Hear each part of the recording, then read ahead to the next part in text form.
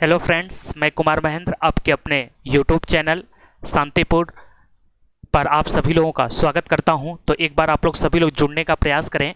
और देखिए, पिछले क्लास में हम लोग पढ़े थे, मनोविज्ञान के सामान्य परिचय को पढ़े थे और देखे थे कि मनोविज्ञान की उत्पत्ति कैसे हुई, मनोविज्ञान का विकास कैसे हुआ, मनोविज्ञान में कौन कौन प्रमुख पुस्तकें हैं, इसके बारे में अध्ययन किए थे। तो हम लोग देखे थे कि मनोविज्ञान दो शब्दों से मिलकर बना है, एक साइकी और एक लोगस। जो साइकी है या ग्रीक या यूनानी भाषा का क्या है, शब्द है, ठीक है, जिसके बारे में बार बार एग्जाम में पूछा जाता है, जिसका मतलब सोल या आत्मा होता है, और लोगस का मतलब अध्ययन करना होता है।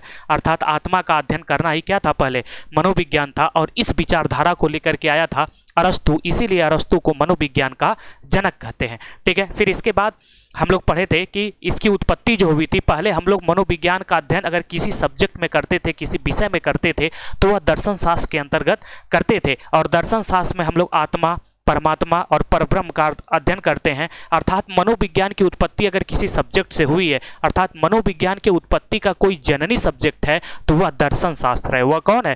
दर्शन शास्त्र है। इसके बारे में हम लोग बात किए थे। अर्थात दर्शन से निकला आत्मा, आत्मा से निकला मन, मन को लेकर के आए पंपानोजी, और उसके बाद चेतना आया, चेतना को लेकर के आए विलियम उंट, उसके बाद व्यवहार आया और व्यवहार को लेकर के आए वाटसन। अर्थात वर्तमान में हम लोग, ठीक है, आत्मा को, मन को, चेतना को छोड़ते हुए व्यवहार को मनोविज्ञान क्या कर लिया है, धारण कर लिया है। व्यवहार को क्या कर लेता है, धारण कर लेता है। अर्थात व्यवहार का मतलब होता है किसी भी व्यक्ति का जो कोई भी गुण या एक्टिविटीज जो दिखाई देती है, वही उसका क्या होता है, व्यवहार होता है।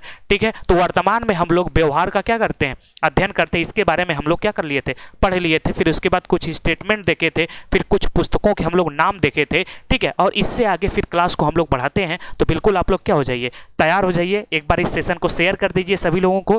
ठीक है, अगर चैनल पर आप नए हैं तो चैनल को थोड़ा सा सब्सक्राइब कर लीजिए, बेल आइकन को क्या कर दीजिए, दबा दीजिए। तो चलिए आइए हम लोग शुरुआत करते हैं। तो देखिए, कुछ प्रश्न पूछ लिए जाते हैं डायरेक्टली, बच्चों में बहुत कन्फ्यूजन होता है, तो इस कन्फ्यूजन को मैं दूर करने की कोशिश कर रहा हूं। जैसे जब भी आपसे देखिए प्रश्न पूछा जाए कि मनोविज्ञान का जनक या इसका वास्तविक जन्मदाता कौन है, तो हम सीधा सा आंसर देंगे, ठीक है, अरस्तु है। ठीक है, मनोविज्ञान का जनक या वास्तविक जन्मदाता जो है वह कौन है, अरस्तु है। आधुनिक या प्रयोगशालात्मक मनोविज्ञान का जनक कौन है, विलियम उंट। अगर आपसे प्रश्न पूछा जाए कि आधुनिक या प्रयोगशालात्मक मनोविज्ञान का जनक कौन है, आंसर होगा हमारा विलियम उंट होगा। ठीक है, अगर विलियम उंट ऑप्शन में नहीं है तो विलियम जेम्स हो जाएंगे। अगर विलियम उंट ऑप्शन में नहीं है तो कौन होंगे, विलियम जेम्स होंगे। ठीक है, अगर दोनों ऑप्शन में है तो हम विलियम उंट की तरफ क्या करेंगे, प्रीफर करेंगे। किसके तरफ बढ़ेंगे, विलियम उंट की तरफ बढ़ेंगे। फिर उसके बाद पूछेगा अमेरिका में मनोविज्ञान का जन्मदाता कौन है, तो विलियम जेम्स। अमेरिका में मनोविज्ञान का जो जन्मदाता है वह विलियम जेम्स है। ठीक है, मनोविज्ञान को दर्शन शास्त्र से मुक्ति दिलाने वाले की संज्ञा किसे दी जाती है, यह भी विलियम जेम्स को दी जाती है। किसको दी जाती है, विलियम जेम्स को। अगर कभी भी पूछ ले पशु मनोविज्ञान का जनक कौन है, तो वह कौन है आपके, एडवर्ड ली थॉर्नडाइक। और इसी में इन्होंने अपनी बुक लिखा था, क्या कल बताया ही था मैं आपको, एनिमल इंटेलिजेंस। कौन सी बुक, एनिमल इंटेलिजेंस नामक बुक लिखे थे। जानवरों का सबसे ज्यादा अध्ययन किए थे, और जानवरों का अध्ययन करते करते इस निष्कर्ष पर पहुंच गए थे, बता दिए कि मानव से ज्यादा बुद्धि कहाँ होती है, जानवरों में होती है। ठीक है, फिर इसके बाद इनको शिक्षा मनोविज्ञान का भी जनक कहा जाता है, और इसके लिए इनकी पुस्तक है एजुकेशन साइकोलॉजी। कौन सी पुस्तक है, एजुकेशन साइकोलॉजी, एजुकेशन साइकोलॉजी। ठीक है, फिर इसके बाद देखिए और चीजों हम लोग समझने की कोशिश करें तो व्यवहारवाद का जनक देखिए वाटसन को, और संज्ञानवाद या गेस्टाल्टवाद का जनक किसको बोलते हैं, मैक्स वर्दीवर को। लेकिन अगर कभी भी आपसे प्रश्न पूछ दिया जाए कि व्यवहार शब्द कौन दिया, तब आपका विलियम मैकडूगल हो जाएगा। तब आपका क्या हो जाएगा, विलियम मैकडूगल।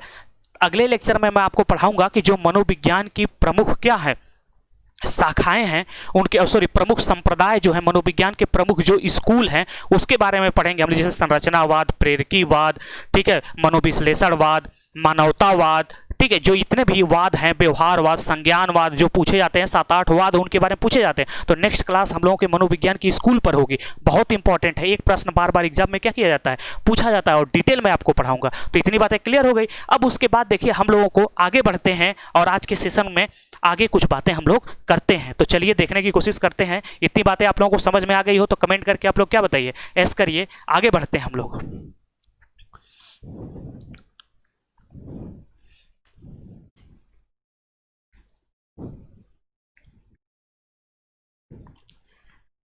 जैसे ये लेक्चर समाप्त हो जाएगा तो आप लोगों का, ठीक है, इसका क्यूज भी करा दिया जाएगा इस टॉपिक की, और इस टॉपिक के जितने क्वेश्चन बन सकते हैं उसका ऑनलाइन हम लोग क्या कर लाइव आकर के डिस्कस कर लेंगे, आप लोग आंसर बताइएगा। ठीक है, तो चलिए हम लोग आगे बढ़ने का प्रयास करते हैं। अब देखिए हम लोग को बात करनी है, अब हम लोग बेसिक में, देखिए मैंने पहले ही बता दिया था कि हम लोगों को बेसिक में क्या क्या चीज़ें पढ़नी है, और उसी के परिप्रेक्ष्य में हम लोग आगे बढ़ते हैं और एक एक चीज़ को देखने का क्या करते हैं, प्रयास करते हैं। चलिए, तो चलिए देखा जाए, अगर हम लोग थोड़ी सी और आगे बात करने का कोशिश करें तो देखिए अब हम लोगों को समझना है शिक्षा के बारे में। किसके बारे में? शिक्षा के बारे में। जब मैं आपको शिक्षण विधियां पढ़ाऊंगा तो शिक्षा पूरी डिटेल में पढ़ाऊंगा, बस यहाँ पर हम लोगों को बेसिक थोड़ी सी बात करनी है, क्योंकि देखिए हम लोगों को समझना है शिक्षा मनोविज्ञान। क्या समझना है? शिक्षा मनोविज्ञान को थोड़ा सा हम लोगों को समझना है, अर्थात देखिए एजुकेशन साइकोलॉजी को समझना है, एजुकेशन साइकोलॉजी को हम लोग क्या करना है, समझना है, शिक्षा मनोविज्ञान को। अब देखिए अगर हम लोग बात करें तो मनोविज्ञान तो हम लोग समझ चुके हैं।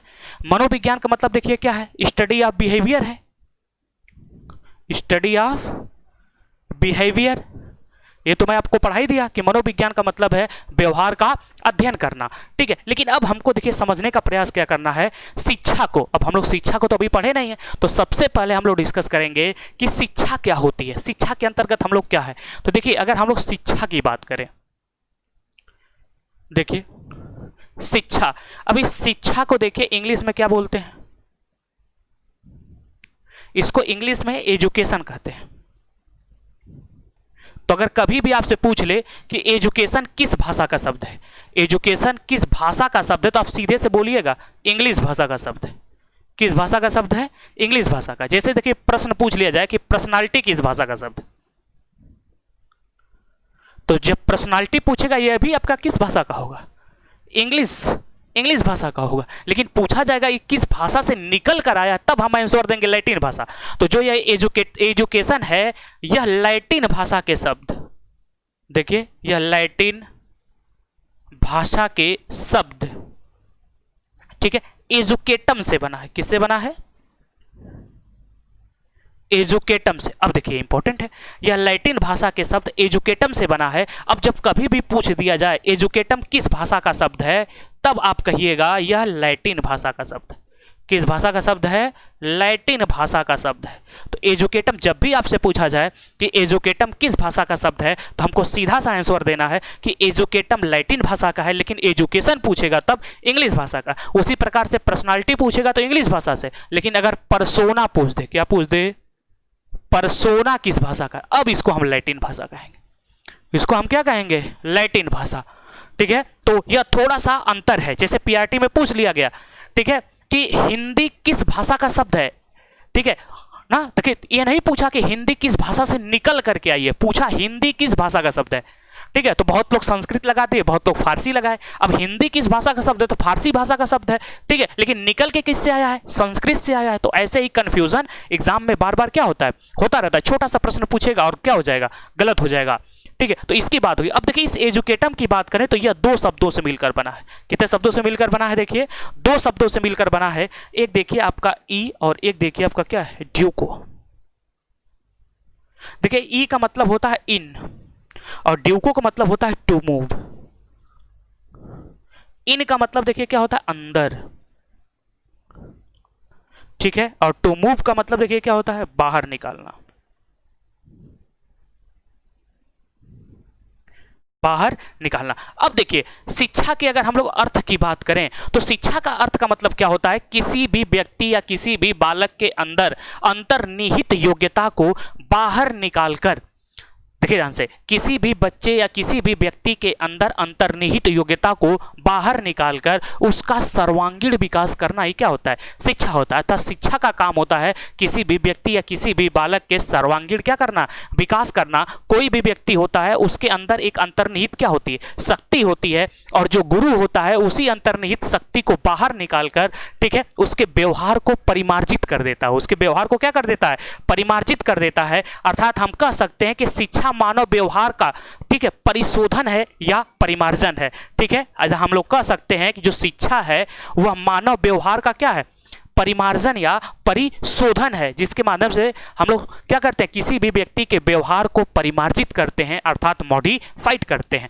ठीक है, अब देखिए साइकोलॉजी में किसी भी व्यक्ति के व्यवहार का अध्ययन किया जाता है, ठीक है, लेकिन शिक्षा में के द्वारा किसी भी व्यक्ति के, ठीक है, व्यवहार को हम लोग मॉडिफाइड करते हैं। क्या करते हैं, मॉडिफाइड करते हैं। चलिए बहुत अच्छा, तो इतनी बातें आप लोगों को समझ में आ गई होगी कि शिक्षा का मतलब क्या है। ठीक है, तो शिक्षा क्या करती है, किसी भी व्यक्ति के अंदर अंतर्निहित योग्यता को, ठीक है, निकाल कर उसके व्यवहार को परिमार्जित कर देती है। अर्थात शिक्षा के द्वारा हम किसी भी व्यक्ति के सर्वांगीण विकास पर क्या देते हैं, बल देते हैं या उसका सर्वांगीण विकास करते हैं। तो यह तो देखिए शिक्षा हो गई। अब इसके बाद देखिए कुछ स्टेटमेंट है जिसे रूसो कहता है। देखिए कुछ स्टेटमेंट की बात कर ले, चलिए इसके हिंदी वर्जन की भी हम लोग बात कर लें, हिंदी में इसको कैसे एक्सप्लेन किया गया है उसको भी समझने की कोशिश करें।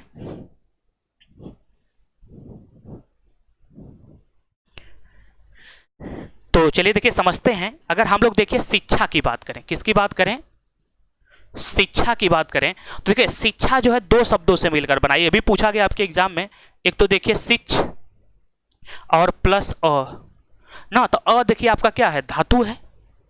ठीक है, तो शिच और प्लस अ धातु से मिलकर शिक्षा का क्या होता है, निर्माण होता है। और जो यह शिच है यह संस्कृत भाषा का शब्द है। यह किसका भाषा का शब्द है, संस्कृत। यह देखिए आपका संस्कृत भाषा का क्या है, शब्द है। जब भी पूछा जाए आपसे कि शिच, यही प्रश्न पूछा गया आपके एग्जाम में कि शिच किस भाषा का शब्द है, संस्कृत भाषा का शब्द है। इन दोनों का मतलब होता है सीखने सिखाने की क्रिया, सीखने सिखाने की क्रिया। अर्थात शिक्षा के माध्यम से हम क्या करते हैं, सीखने और सिखाने की क्रिया करते हैं। मैं आपको बाद में डिटेल बताऊंगा जब शिक्षा पढ़ाऊंगा। ठीक है, कि शिक्षा पहले शिक्षा को माना जाता था कि 2 ध्रुवीय होती, फिर शिक्षा 3 ध्रुवीय होती, उसमें कौन कौन शामिल होता है ना, एकदम पूरा डिटेल में हम लोग बात करेंगे जब हम लोग क्या पढ़ेंगे, शिक्षण विधियां। ठीक है, बस अभी आपको सिर्फ परिचय कराया जा रहा है। तो जब भी पूछा जाए कि शिच किससे बना है, शिक्षा किससे बना है, शिच और अ धातु से मिलकर बना है। शिच जो है संस्कृत भाषा का क्या है, शब्द है। अब इसी के बात को लेकर के अरस्तु क्या कहता है, अरस्तु का एक स्टेटमेंट है कि बालक पुस्तक के क्या होता है, समान होता है, जिसका अध्ययन प्रत्येक अध्यापक को करना चाहिए। तो इन्होंने कहा, देखिए रूसो कितना अच्छा स्टेटमेंट देते हैं और कहते हैं कि जो एक बालक होता है वह एक पुस्तक के समान होता है, ठीक है, जिसका अध्ययन प्रत्येक अध्यापक को करना चाहिए। जैसे देखिए मान लीजिए हम आप लोगों को क्लासरूम में पढ़ाते हैं, तो हम लोग आप लोगों का अध्ययन करते करते आप हमसे क्वेश्चन पूछते हैं बार बार, हम और करते करते चीजें हम लोग को पूरा क्या हो जाती है, याद हो जाती है। बस में है ना, चीजों को हम लोग क्या कर लेते हैं, समझ लेते हैं। तो ऐसे ही एक बालक, रूसो कहता है कि एक बालक जो होता है या बालक एक पुस्तक के समान होता है, जिसका अध्ययन प्रत्येक, ठीक है, अध्यापक को करना चाहिए। फिर उसके बाद देखिए क्रो एंड क्रो क्या कहता है, क्रो एंड क्रो कहता है कि शिक्षा मनोविज्ञान जन्म से वृद्धावस्था तक, ध्यान समझिएगा, क्रो एंड क्रो कहता है कि शिक्षा मनोविज्ञान जन्म से वृद्धावस्था तक एक बालक के अनुभवों का वर्णन और व्याख्या करता है।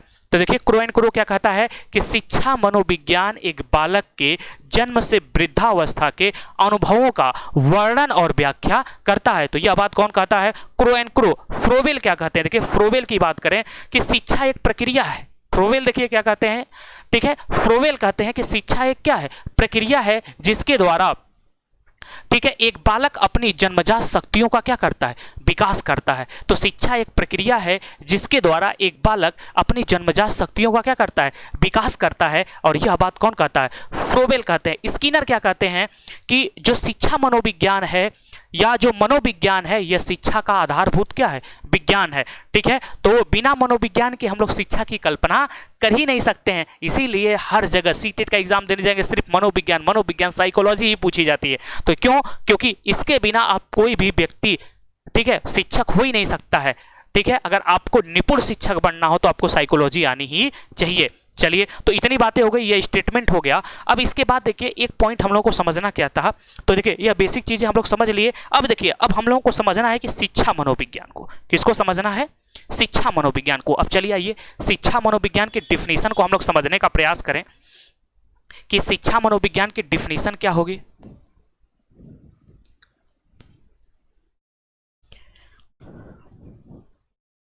अब आइए हम लोग शिक्षा मनोविज्ञान के डिफिनीशन को समझने का प्रयास करें कि शिक्षा मनोविज्ञान की डिफिनीशन क्या होगी। तो देखिए लिख देते हैं हम लोग शिक्षा, देखिए मैंने यहां लिख दिया शिक्षा और इधर लिख दिया मनोविज्ञान। ठीक है, देखिए शिक्षा मतलब एजुकेशन, फिर इसके बाद देखिए मनोविज्ञान का मतलब क्या है, साइकोलॉजी। ठीक है, अब देखिए एजुकेशन में हम लोग क्या करते हैं, ठीक है, मॉडिफिकेशन ऑफ बिहेवियर। ठीक है, क्या करते हैं इसमें हम लोग, modification of behaviour, modification of behaviour अर्थात देखिए व्यवहार का परिमार्जन। व्यवहार का देखिए क्या करती है ये, परिमार्जन या परिशोधन करती है, शोधन। ठीक है, अब देखिए साइकोलॉजी क्या करती है, स्टडी ऑफ बिहेवियर करती है, व्यवहार का अध्ययन करती है, व्यवहार का अध्ययन करती है। देखिए दो चीज आ गया। अब देखिए शिक्षा मनोविज्ञान की अगर हम लोग डिफिनीशन की बात करें कि शिक्षा मनोविज्ञान की डिफिनीशन क्या होगी, अगर इसको हम लोग समझने की कोशिश करें तो देखिए व्यवहार के परिमार्जन के लिए व्यवहार का अध्ययन करना ही शिक्षा मनोविज्ञान कहलाता है। ध्यान समझिएगा, व्यवहार के परिमार्जन के लिए व्यवहार का अध्ययन करना ही क्या कहलाता है, शिक्षा मनोविज्ञान कहलाता है। ठीक है, जैसे मान लीजिए कि आप एक क्लासरूम में, मान लीजिए कि आप कक्षा 5 के क्लासरूम में अध्यापक या अध्यापिका हैं और आपके क्लासरूम में एक ऐसा बच्चा है, वह बच्चा क्या करता है, बिना किसी गलती के किसी बच्चे की कॉपी को क्या कर देता है, फाड़ देता है, बच्चों को अनावश्यक पीटता रहता है, शोर मचाता रहता है, क्लास में क्या करता रहता है, डिस्टर्ब करता रहता है।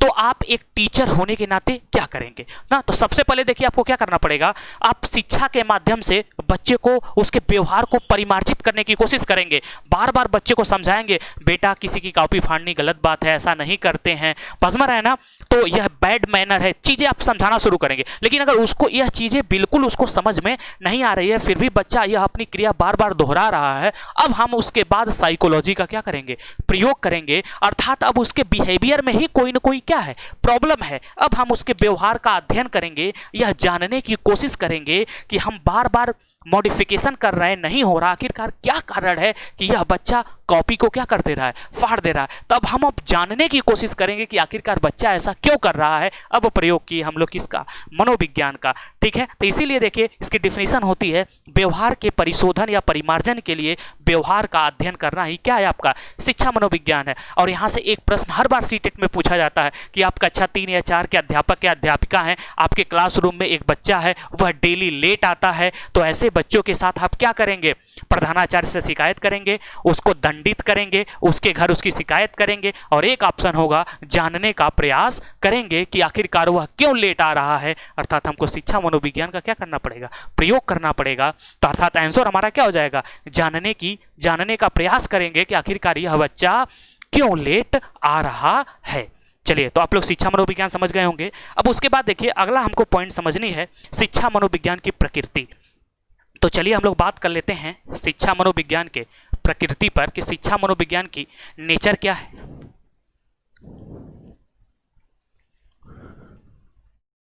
तो चलिए हम लोग बात करते हैं नेचर ऑफ एजुकेशन साइकोलॉजी की। नेचर ऑफ एजुकेशन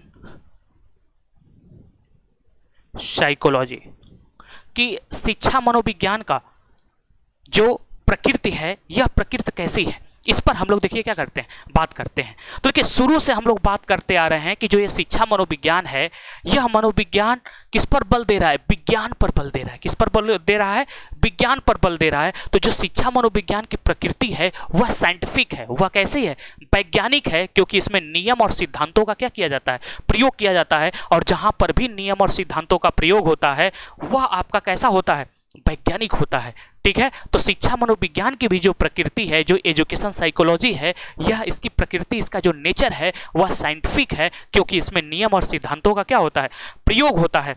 ठीक है, और इसमें मनोवैज्ञानिक पद्धतियों का क्या किया जाता है, प्रयोग किया जाता है। तो अब देखिए इतनी बात हो गई, जो शिक्षा मनोविज्ञान जो होता है किसी भी बालक का, ठीक है, किसी भी बालक का उसके व्यवहारात्मक पक्ष का क्या करता है, अध्ययन करता है। तो जो शिक्षा मनोविज्ञान होता है वह किसी भी बालक के किस पक्ष का अध्ययन करता है, व्यवहारात्मक पक्ष का अध्ययन करता है। जो ये शिक्षा मनोविज्ञान होता है यह एक सार्वभौमिक है, यह एक यूनिवर्सल सब्जेक्ट है।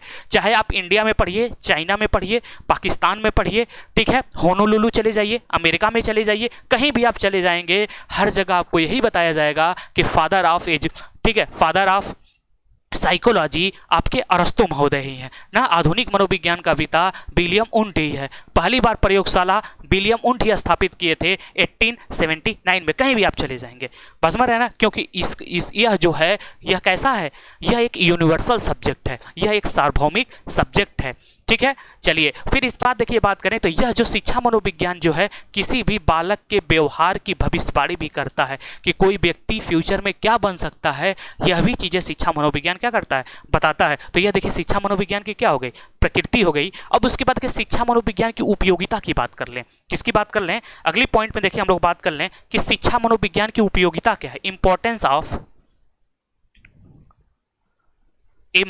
ऑफ एजुकेशन साइकोलॉजी की बात कर लें। इंपॉर्टेंस ऑफ एजुकेशन साइकोलॉजी, तो चलिए देखिए अगर हम लोग इंपॉर्टेंस ऑफ एजुकेशन साइकोलॉजी की बात कर लें कि एजुकेशन साइकोलॉजी की इंपॉर्टेंस क्या है, इसको अगर हम लोग समझने का प्रयास करें, ठीक है, with respect student and teacher, इसको समझने का। तो देखिए अगर हम लोग बात करें कि एजुकेशन साइकोलॉजी की जो इंपॉर्टेंस क्या है, देखिए इसका इंपॉर्टेंस, अगर सबसे बड़ा इंपॉर्टेंस क्या है, इसके द्वारा जो टीचर होता है, ध्यान समझिएगा, इसके द्वारा जो अध्यापक या अध्यापिका होती हैं यह क्या करती हैं, अपने आप को भी समझती हैं, ठीक है, और साथ ही साथ बच्चों के व्यवहार को भी समझने में क्या करता है, मदद करता है। तो पहली बात देखिएगा कि इसके द्वारा टीचर अपने आप को भी समझता है, साथ ही साथ बच्चों के व्यवहार को भी क्या करता है, समझता है, ठीक है। इसके द्वारा हम लोग बच्चों के सर्वांगीण विकास में क्या होता है, सहायक होता है। तो जो यह शिक्षा मनोविज्ञान होता है यह बच्चों के सर्वांगीण विकास में क्या करता है, सहायता देता है, ठीक है। तो यह बार बार प्रश्न पूछा जाता है कि शिक्षा मनोविज्ञान क्या करता है, यह बच्चों के विकास में, ठीक है, सहायक है, अर्थात सर्वांगीण विकास में क्या है, सहायक है। यह बच्चों के दृष्टिकोण को व्यापक बनाता है, यह बच्चों के दृष्टिकोण को क्या बनाता है, व्यापक बनाता है, जिसको बार बार पूछा जाता है, ठीक है। तो यह कक्षा में, ठीक है, जो कोई भी, जिसे आप मान लें किसी बच्चे को आप पढ़ा रहे हैं तो आपको कोई चीज़ कैसे प्रेजेंट करनी है, किस शिक्षण विधियों का प्रयोग करना है, कौन से शिक्षण युक्ति का प्रयोग करना है, इत्यादि चीज़ों में भी ये आपकी क्या करता है, सहायता करता है, ठीक है। अर्थात हम कह सकते हैं कि यह बच्चों के मूल्यांकन में नई नई विधियों को प्रयोग करने में भी एक क्या होता है, सहायक होता है। और मेनली हम लोग इसके द्वारा बच्चों के सर्वांगीण विकास की क्या करते हैं, बात करते हैं। तो ये तो देखिए इसकी उपयोगिता की बात हो गई, इसके नेचर की बात हो गई, ठीक है। तो इस तरह से बेसिक चीज़ें हम लोग कुछ क्या कर लिए, पढ़ लिए। अब इसके आगे जो हम लोग पढ़ेंगे ना अगले लेक्चर में, वह बहुत इंपॉर्टेंट है। अगले लेक्चर में मैं बात करूं तो जो अगले लेक्चर में हम लोग पढ़ेंगे बहुत इंपॉर्टेंट है, आप लोग देखना बिल्कुल मत भूलिएगा, ठीक है। और हर जगह यह पढ़ाया भी नहीं जाता है। अगला जो हम लोगों का जो पढ़ेंगे अगले लेक्चर में, देखिए अभी बता दे रहे हैं, अगला लेक्चर बिल्कुल इंतजार करिएगा। हम लोग पढ़ेंगे मनोविज्ञान, मनोविज्ञान का विभिन्न संप्रदाय, मनोविज्ञान का विभिन्न संप्रदाय, या इसकी संप्रदाय का मतलब धर्म मत समझिएगा, इसका मतलब स्कूल से है। किसके मतलब है, स्कूल से जो विचारधारा निकल के आती है। तो हम लोग अगले लेक्चर में पढ़ेंगे मनोविज्ञान के विभिन्न संप्रदाय को, ठीक है। जैसे हम लोग बात कर लें संरचनावाद संप्रदाय, ठीक है, और प्रकार्यवाद संप्रदाय, व्यवहारवाद संप्रदाय, संज्ञानवाद संप्रदाय, ठीक है, मनोविश्लेषण संप्रदाय, मानवतावादी संप्रदाय, प्रेरकी संप्रदाय, ठीक है। इन सब चीज़ों के बारे में 7-8 संप्रदाय हैं जिसके बारे में बार बार क्वेश्चन पूछा जाता है। तो ठीक है, तो यही इस लेक्चर में यहीं से आपकी साइकोलॉजी, जो बेसिक साइकोलॉजी है वह 2 पार्ट में आपकी क्लियर हो गई, ठीक है। उसके बाद ये जो संप्रदाय हम लोग पढ़ लेंगे तो बेसिक हम लोगों का पूरा क्या हो जाएगा, क्लियर। तब उसके बाद लेक्चर हम लोगों का क्या होगा, फिर इसके बाद किसी न किसी टॉपिक को पढ़ना हम लोग क्या करेंगे, शुरू करेंगे, ठीक है। तो जो जो टॉपिक आप लोगों को पहले पढ़नी है कमेंट करके आप लोग क्या कर दीजिएगा, बता दीजिएगा, ठीक है। तो चलिए बहुत बहुत आप लोगों को धन्यवाद।